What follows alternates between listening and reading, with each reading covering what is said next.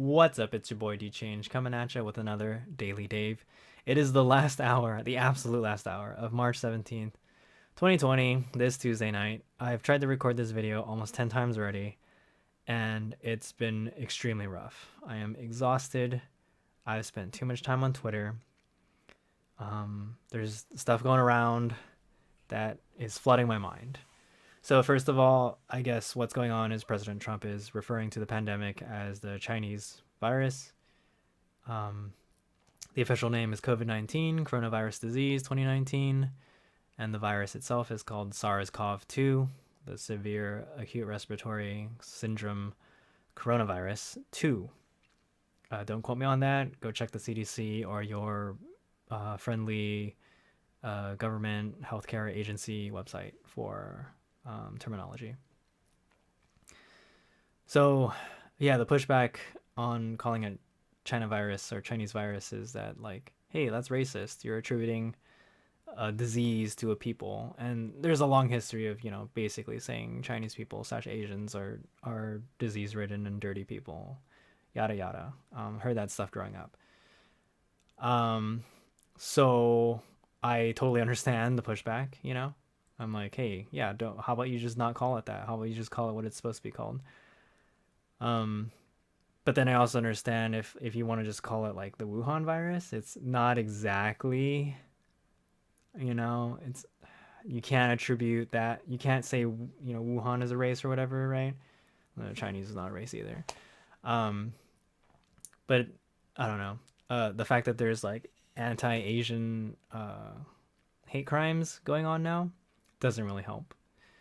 So I feel like that's kind of the issue here, is that, hey, like in the context of things, this isn't such a great thing to do. But the argument is always just like, oh, well, China did this, China did that. We gotta blame them for it. And I get it, because I don't know why, but Chinese Communist Party is like, hey, let's blame this on the CIA. Let's say the US invented this virus and tried to destroy the Chinese economy. And so the US administration response is to say this is a Chinese ploy or a Chinese conspiracy theory. It might have been like engineered in a biolab. It's here to wreck us, and the Chinese are infiltrating us everywhere. And oh god, I don't know. I understand from a national security standpoint that is a concern. It's just awful rhetoric. Especially, I mean, for me personally, it just feels like terrible, right? I don't know. I feel like I'm constantly going to be pushed into a spot where it's like, hey, make a decision. Where does your loyalty lie, right? Anyway, it's a lot of tit for tat bickering. Send the journalists home, ban them from access, blah blah blah, escalation. And my worst fear, of course, is hot war between two countries that I love for different reasons, right? The U.S. and China, two powerhouses of the world. That would be awful. So no, please stop. Everyone just chill the fuck out. Stay at home. Make a bowl of cereal. Chill with your cats. Watch some Netflix. I don't know. Just calm down, okay? Jesus.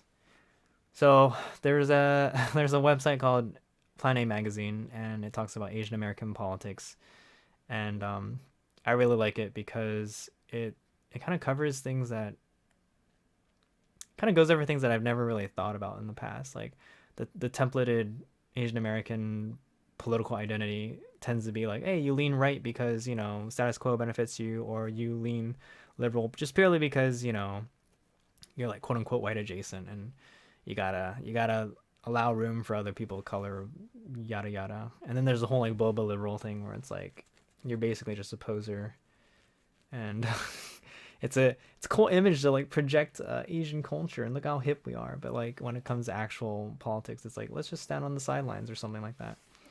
Anyway, their motto is to be like, it's okay to be active, it's okay to be aggressive, it's okay to be loud. Like, you have to be willing to fight for you and your community. And I respect that. So I really like their podcast, which is called Escape from Plan A. And I listen to it quite a bit. and their most recent episode is a monologue by one of their senior members, Teen.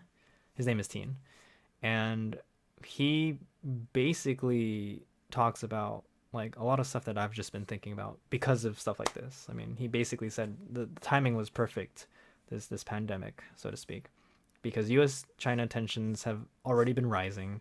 It's always been an issue, um, and you can really see the progress of the U.S. narrative being about finding the next enemy, right? Like first it was let's send the military into the Middle East and mess around over there. But like, let's not forget the true enemy, quote unquote. Very unfortunate considering the history of, say, the Pacific War, and then before that, colonial era. So like leading up to the Pacific War and then World War II, and then kind of the chaos that erupted in Asia post World War II, because there's so there's just so much to know about that situation that I feel like, I mean, being raised in the States, you're going to get one point of view. So anyway, this monologue was really hit the nail on the head about kind of like Tina's also Chinese American. So I feel very similarly. I empathize a lot with him when he talks about, like we're kind of put in this position to choose, and I don't know, it's a lot of these episodes do end up being open-ended. I mean, they'll give their thoughts and their opinions, and they'll say we're not telling you that you need to do this specifically or you need to be like us necessarily, but it's stuff that you should think about. And it definitely made me think about it because I'm like, oh man, that's but it keeps pushing me towards that fear of like escalation, right? The more escalation I see, the more anxious I get because that's totally not what I want to see, you know? So yeah, I need to go meditate after this. Uh, and then immediately after that podcast episode, I'll drop the links in like the description / post or whatever. Immediately after that episode, I read a long form article from South China Morning Post from the summer of 2018, and it's about like Chinese study abroad students who go to the U.S. or Australia, the Western world, so to speak, and they become disillusioned because they have an expectation of what the country is supposed to be like. Because I think throughout the whole world, throughout a lot of the world, the U.S. is sold as this beacon of light and hope and freedom. I've always heard of the U.S. president being referred to as the leader of the free world, so to speak. So that's a little bit of an arrogant / narcissistic way to put it, right? But so they have these thoughts like surprise, like in China you actually get to learn about the outside world. Yeah, so they come to the States, they go to Australia, and then they're like, man, this country's not as cool as I thought it would be. And it's funny because this is a natural this I think this is a common response. Like I lived in Japan for 2 years, and don't get me wrong, I still absolutely love that country. But you have to take the good with the bad. There is very clearly, there are very clear societal problems in every nation. And I also found myself challenging my own worldviews and the narratives that I've been taught growing up. So especially in the last couple of or few years, I've become much more disillusioned about like the American dream and national interest and stuff that I basically believed for decades, right? So I do enjoy that though. I do enjoy kind of learning new things and contextualizing it with what I currently know. Anyway, I enjoy the different points of view because I don't think it's super proper to be like this is the only way it's gonna be. It's like those memes where it's like communism never worked, but true communism was never tried or whatever. And that's just a cyclical argument. Like I don't want to get into that.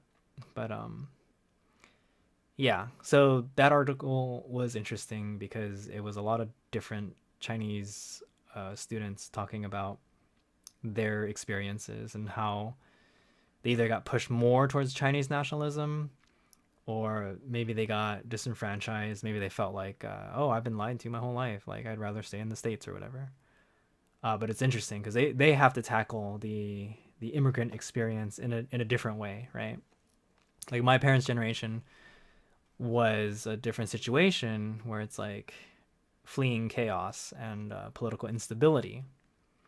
Whereas now, Chinese migrants are coming from quote unquote a place of power or of actual political stability. Like they're coming from the middle and upper classes, whereas before, a lot of times families left with nothing in their pockets. So this, I don't know, it is interesting to see their point of view. Um, yeah, it was a long read.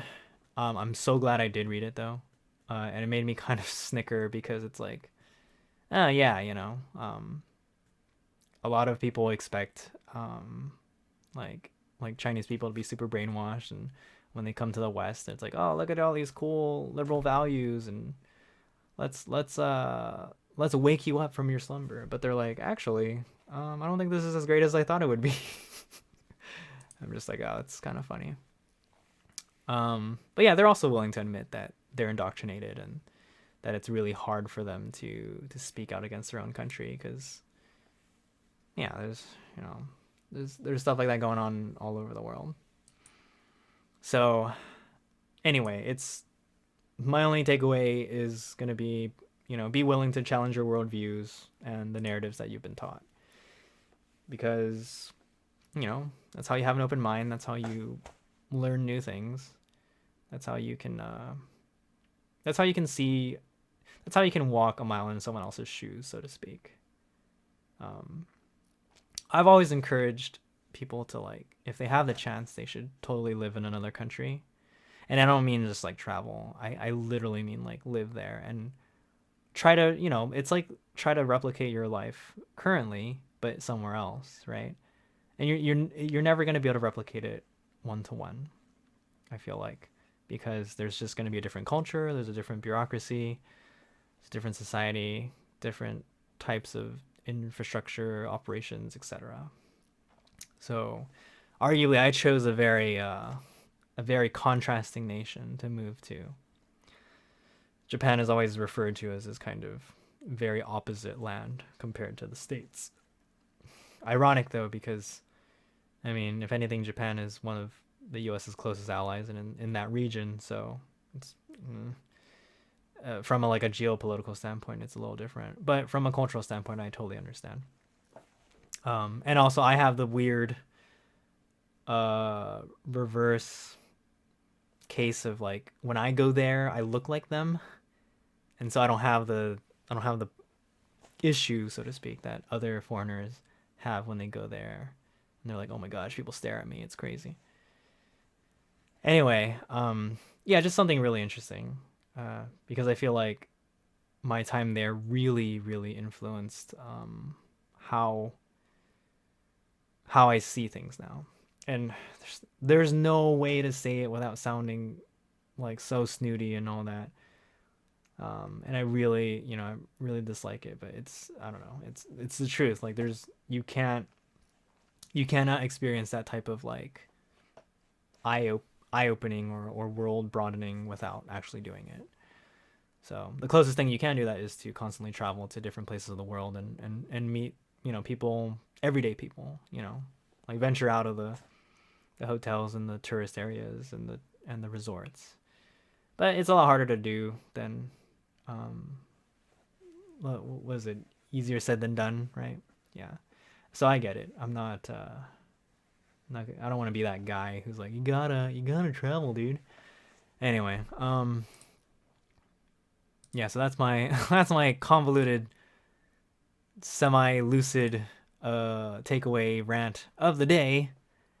I just thought of something though that I think would be really cool. There's a YouTuber I follow named Daniel Dumbrell, and I started following him because actually he offers an alternative perspective to to China and the Hong Kong protests, or he started with something like that. He lives in Shenzhen, so that it's like close to Hong Kong. And he kind of, I mean, he spent quite a while. He's like married with kids in China, so he's got a really proper expat experience. And what I like about him is that he's also, as far as I know, fluent in Mandarin. So he's definitely like tried to actually fit in the culture and the society. But yeah, when the coronavirus thing affected China and went into Shenzhen, he had a challenge for himself to make a video every single day for a month. So I think I will also partake in this 30-day challenge because if we're all gonna be, what is the term? Is it shelter in shelter? I don't know. Quarantining ourselves or whatever. Like I might as well.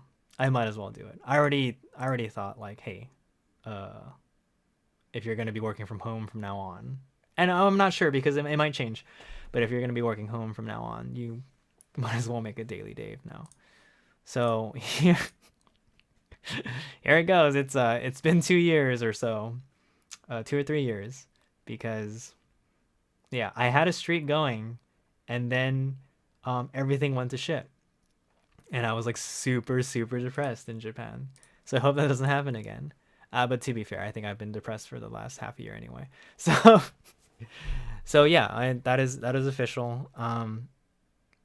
I'm going to challenge myself to do a video every day from today onward for a month straight.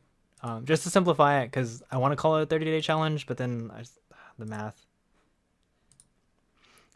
We are going to end this challenge on April 17th. Oh boy. I hope I optimistically slash pessimistically believe that we will be in this situation for the next 3 to 6 months. I hope things settle down sooner, but I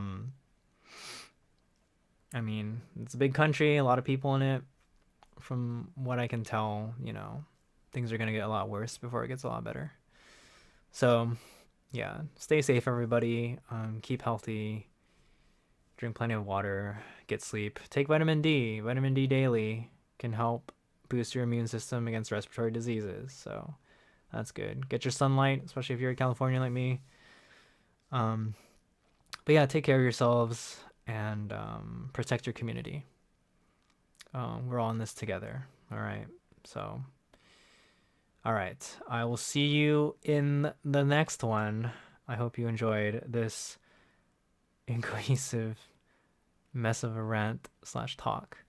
Always enjoy talking to you guys. Anyway, peace out.